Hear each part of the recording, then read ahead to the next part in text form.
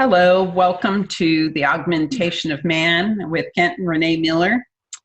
And today we're going to take a lesson that we received that is not in either one of our books that we have published. And those books are The Acquiescence of Humanity and A Study in Renaissance under the series The Augmentation of Man. So this is not in either of these books. But it'll probably be in the third book. We're going to talk about freedom. What is freedom? And where are we now as far as freedom is concerned? And I have to say, we have to start this right from the get-go. Okay, we are in an oligarchy. We're not in it yet. Yeah, it's showing its face. Okay, so it's starting to show its face. We had received predictions that there was going to be an oligarchy. Which is explain the definition of oligarchy. So that is ruled by a handful of people ruling the entire world. Yeah. And so we've received this going back to about 2007. And we have to talk about first karma. Now, karma is, I know you're cringing. You don't want to talk about this subject, but I have to interject this because the human conception of karma is off. The way that it has been described to us by our spiritual guides, the ancients, is that karma is being able to experience both sides. So you're not being punished for behavior that was probably not so good in a previous life or rewarded for good behavior in a previous life. Rather, you choose to experience both sides so that you have complete understanding. And so if we have freedom, as we have had in the United States, we have had freedom, then we also have to experience the opposite of that in order to have a broader understanding of the whole lesson. The thing is, many countries in the world have experienced basically both sides. Okay, we experienced non-freedom when we went to war with England in the very early 1700s. Okay, we wanted to be free then. And we have forgotten what it's like to be free then. We have forgotten what it's like to be able to do the different things. And not be ruled by a tyrant, and be ruled by a group of tyrants or a group of people that represented the tyrants. But now, you see, we only make 3 or 4 decisions in probably big decisions in our lifetime, with that. And so you got to draw like a wheel with spokes, and the different decisions will be made. Each spoke is a decision. So society now is looking at this and wondering, which way do we go? So this is all a spiritual journey. So what we're seeing in the big picture and how we view it and how we're interpreting it is in our physical sense, but on a higher spiritual level, there is the higher self is prompting us to make decisions individually and globally or within mass regions that is pushing the direction of a society for further understanding. And so what we have now is a culmination of decisions that have been made on a mass consciousness level that is guiding the direction and the energy pathway toward this lesson on that the oligarchy will provide for us. It may be an up and down. Like I said, we in the United States went through tyranny, and then we rebelled and had a war and we learned what freedom really means, the value behind it. And then from then on, we have been going on, and we lost our ability to look at what really freedom means. Especially this So younger now generation they that have has no had idea.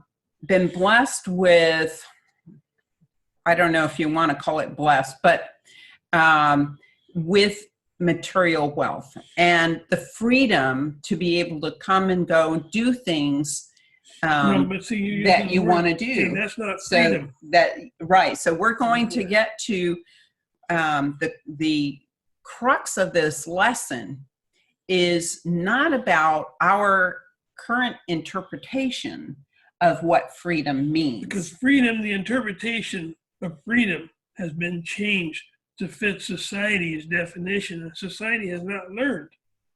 Well, they learned it one time and they forgot.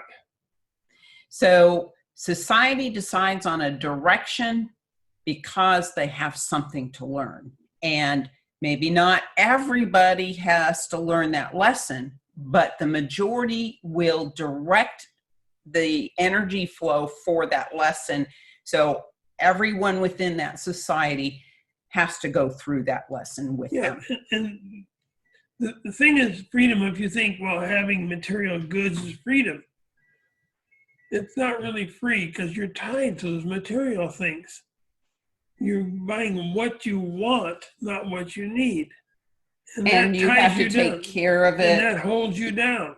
Now, there's certain parameters that come with those material things that require care and sometimes maintenance, things like that. Yeah, we're talking about you're taking a person who is very wealthy and a person who is in a medium income.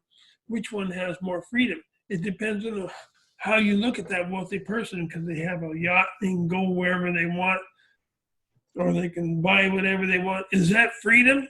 Many people think, yeah, that's freedom. That's what they want. And they but if they have to work extra, if they have to work extra hard in order to pay for all that, sometimes it becomes a ball in the chain, right? Right. Because then if you have all this stuff, sometimes you become a prisoner to your own material things. Because you begin to worry about things that don't need to be worried about. Yeah. Which causes you have stress, to work which to causes, make the payments and that sort which of thing. causes stress, which causes your system to become depressed, which you become more open to things that are happening, colds, flus, etc. So all this is tied together. They're like looking at the dots on a wall and saying, well, will this cause this? Well, it all is a chain, and the weakest part of that chain gets broke. That's when things begin to happen to those. So when we think of freedom in the sense of how the government is controlling people, or a government, and we're going to talk about this in a neutral sense where it's about the lesson. Yeah, some governments are extreme control. Some governments are not extreme control. It depends on who's in charge of that country. But ultimately, when the voters, if you have a republic such as ours, or a democratic society that votes for their leader, then they are by default choosing the pathway. What is it? Only 40% of those eligible to vote here in the United States vote. So the other 60% say, well, we don't like that person, but yet you sit and you do nothing. You don't even vote. So it's important that everyone has... free, you should vote, to have the freedom to vote. Right. Otherwise, if you don't vote, you're relinquishing your rights. Relinquishing your freedom. And your freedom to someone else to do it for you. That's and right. Those people who do vote are the ones who are going to determine that energy pathway and that lesson to be learned for the larger whole. So when we talk about being controlled, though, and losing our freedom, it goes back to the learning process and what we need to learn as a society. Yeah, well, so you take a wealthy person of this United States, and you compare it to those that live in other countries, and they are poor compared to the wealthy here. But you take the poor here and you compare it to the wealthy there, they're probably very close to the same. But what we consider poor, because we have so many material things, they don't have hardly anything. So they're very poor below their wealth. But you know, some countries, they may be have, you know, what we would consider poverty, but they have more freedom than the people here who are in poverty, who have less freedom because they are actually under, you know, the control of those higher up.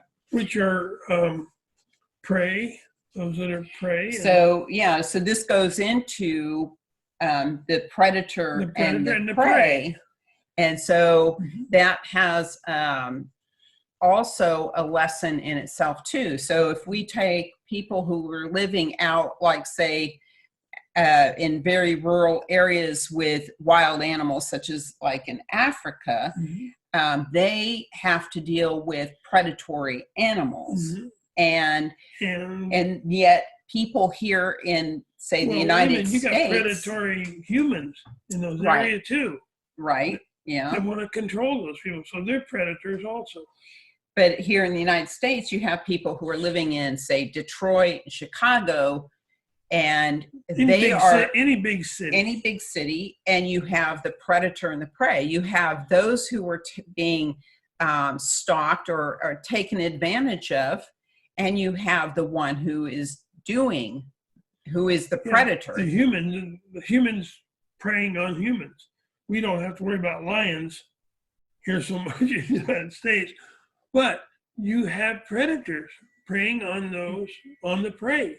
And so this lesson wasn't about this being two separate ideas, whether it's being preyed upon by an animal or being preyed upon by another human. The lesson is the same. The same, yeah. This is the way they described it to us, that you are learning about being preyed upon, and perhaps in another circumstance or in another life, you were on the opposite side of that and you were the predator.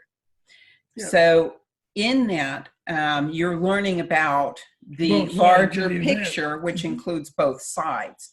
So there's many lessons that we go through as individuals and collectively as societies that people don't realize. You know, we're always striving for this equality, right?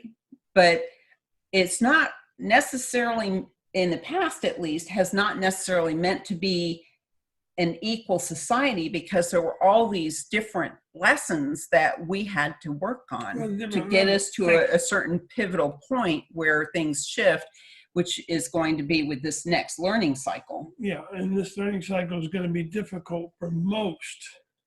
It's a higher conceptual learning. And so we're going to move out of some of these lower level lessons, and we're going to move into more of the intellectual lessons. And so when we get to this idea of freedom, then we have been in a relatively long period of time where we have been relatively free, and we think of freedom as the ability to move around and to be able to buy and do what we want. But is that truly freedom? Well, our Constitution was written by our forefathers, who tried to define freedom in the Constitution with some limits on what people can do. I mean, going to a theater and yell fire is not freedom. But in the Constitution, they tried to give us as much freedom because they understood what real freedom meant, because that was right during the war with Britain. So by understanding the Constitution, you can understand real freedom. We have taken and turned the Constitution on its head. And so freedom is the ability, true freedom is the ability to let go of all those things that we carry around from our past. It's weighting us down, to let that go and to be able to contemplate new ideas and new intellectual thought and have intellectual debate without all of that emotional baggage that keeps us in a state of having this very, very narrow-minded way of looking at things. And so really the freedom is within our own thoughts. Yeah, freedom is within, because what you have to define your own freedom. Because the person on the street, their freedom is to walk outside, maybe with no clothes. Maybe that's the way they feel. They feel that's freedom. Well, the person down here saying, well, no, that's not freedom. They're not doing right. You know, they can't do that. Or to throw something at somebody else's yard. They figured they have the freedom to do that. You have to limit the word freedom on many humans because they don't understand the true value. We've never had a war fought here except very early on in our history. And have another country try to take our freedoms away through war. Japan in World War II in Pearl Harbor was the closest they got to the United States, supposedly. So to define freedom, you put 10 people in a room and you get 10 separate definitions of what freedom means to that particular person. And this is what the forefathers had. They said, what's freedom mean to you? And they would spout what freedom meant to each one. Well, they tried to put together a constitution that defined as best possible all the different freedoms, even though some didn't like it. But they all said, okay, we have something to go on. We have a base knowledge of what freedom can be and should be. Now, here's another thing, another aspect of freedom is that we think that freedom is the ability to move around and do what we want to do and have access to, goods and things like that, shopping or whatever we want to do. But is it truly freedom when our minds are being controlled? Yeah.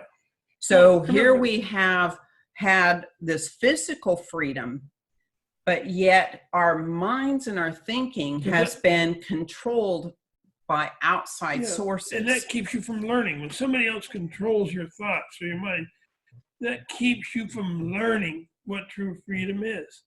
I want you to sit out for 5-10 minutes and think of the word freedom. Open a definition in what freedom is defined now and see, what does freedom truly mean to you? And so it's not up to us to criticize, say, the government for impinging on our freedom. We don't even know what the freedom is ourselves. What it is prompting us to do is to say, okay, I see this coming. What is it that I need to learn? And that is what we should be focused on, is the process of learning what that lesson is presenting us. And when we have, and we are constantly having lessons. Every day we have lessons in our interactions and decision making. And so that lesson will not leave until the full understanding has been gained. And we need to look at it from all 8 sides. It's called an octarian understanding, to view the lesson or anything that you're contemplating from 8 sides so that you have complete understanding. So if we are trying to avert this lesson perhaps on freedom, if we're trying to hold on to our freedom or what we perceive is freedom, then it will take longer to maneuver through that lesson. So we're actually, the resistance is actually causing it to drag out and to be longer. One reason it's self-defeating. One way you can learn about what freedom could be is talk to your friends or neighbors and ask the question, for conversation purposes only, ask the question, how do you define freedom in your life? Now, you may not like their answer, but it's not up to you to decide what their answer is. You see, and by conversing with others, you can come to a point where you both, oh, I understand that. Yeah, that could be one of my freedoms. You can start as a base point, at least having a freedom that you both agree on. See, and this is a whole nother aspect of freedom, is the freedom of free speech. Right. And when we drown out others' free speech to a particular point, like say you can't yell fire in a crowded theater. Yes, but I'm talking about intellectual discussion. And when you come together and you can have a civil discourse, what happens is that each person, through their own environmental background, which is the way that they grew up and the way that they learned and the way that they view the world, is going to give them a unique perspective to that discussion and everyone else, so that when we have this open discussion, then it allows our own understanding to evolve and to expand. I want you to think about what we just got through saying. There's more on freedom coming. Yes, this lesson is just beginning. And so we'll give another lesson. It's something to really contemplate at this point in time, not to resist, but to embrace it, to have open discourse. But understand what you're embracing. Open, yes, absolutely. Don't just embrace anything and everything. We're talking about embracing the lesson. And so it doesn't mean that you can, force yourself to like it. It doesn't mean that you hand over your sovereignty, but that we sit back and we really contemplate this lesson so that we can push ourselves through it quicker. So there's many decisions that you're going to have to make that are coming within the next 2 years. And then as we come to understand this lesson, then those who are the perpetrators will be ostracized and disempowered and then pushed out. And eventually when they die, their soul energy is recycled into something more productive. So they're only being allowed to exist to this point to push us through this very valuable lesson. And once that lesson has been achieved, then they will no longer be. Yeah. So when you look at freedom, when your definition of freedom, you have freedom to choose what vaccine you want. You have freedom to choose what doctor you can go to. You have freedom to decide to get in your car and drive down the freeway to wherever you want to go. Think about these things.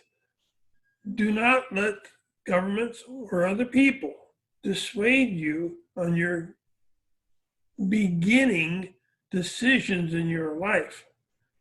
In other words, you're beginning to open up and decide, well, this is what I like, being free. Try out what you like, being free. Be yourself. Like you said, be sovereign. Be sovereign. Follow your own inner guidance. Yes. That is what we want to strive to achieve, is to be as authentic to ourselves as we can possibly be, and to the pathway that we established before our birth here, for the experiences that we came to experience. And to not let someone else dictate to us what our life path should be, what we should be studying, those sort of things. Now, there are other things that are beyond our control when we talk about Yeah. these oligarchies and things like that. And we'll do a part 2 on freedom, because there's so many things to discuss from what's happening now and how we see ourselves in this event, this coronavirus event, and how it's going to take place to decide what part of this freedom is truly free.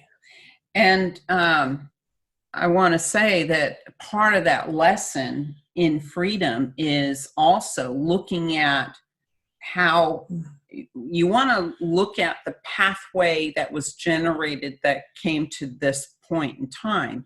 How did things end up here in any situation? We can talk about that in the next episode. Yeah, but it also means looking at our own part in it, meaning that if we're not observant of what's going on, and then all of a sudden things change, you'll never see freedom. We need to realize our part in why we came to this point in time, and so that's just the reality of the whole cycle of energy. So what she's saying, part 2, we're going to discuss the reasoning of where we came from and how we got here. That's part of the lesson. And using freedom and the lesson. Okay? So thank you for joining us. We hope that this has stimulated some thought within you. That's what we're here for, to get you to think independently, begin to think. Yes. So do check out these books, A Wealth of Information under the Augmentation of Man, A Study in Renaissance, and The Acquiescence of Humanity. We have a third one in the makes. We do not have a title yet. That will be announced at a later time. And you have a wonderful week. As always, peace be with you on your journey to enlightenment. Have a great day. Thank you for joining us. Bye-bye now.